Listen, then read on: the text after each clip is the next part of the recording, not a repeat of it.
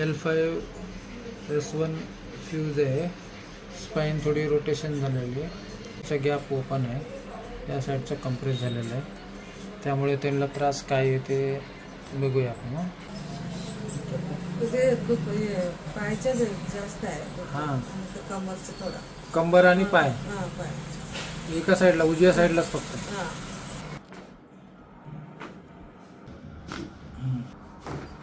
ट्रीटमेंटच्या अगोदर जे त्रास होता आणि आतामध्ये काय चेंजेस आहे का नाही? कमी जास्त किंवा कशात काय वाटतंय का नाही?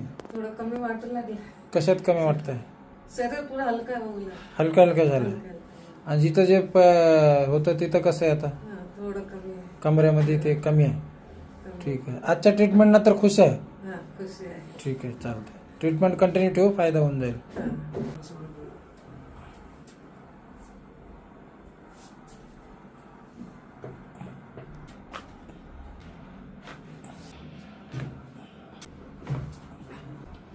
काकू, आज तुमचे 3 ट्रीटमेंट झाल्यात. 3 ट्रीटमेंटमध्ये काय काय फरक पडला? फरक पडलं थोडं. गुडघ्यामध्ये गुडघ्यामध्ये पण कमी आहे. आणि पाठ आणि कंबर? कमी आहे. पाठ कंबरमध्ये कमी आहे. तरी 100 किती टक्के बरं वाटतं? मला आता 50% कमी वाटू लागले. कमी वाटू लागलं. खुश आहे या ट्रीटमेंट? खुशी आहे. चालते, कंटिन्यू ठेवू, फरक पडत जाईल.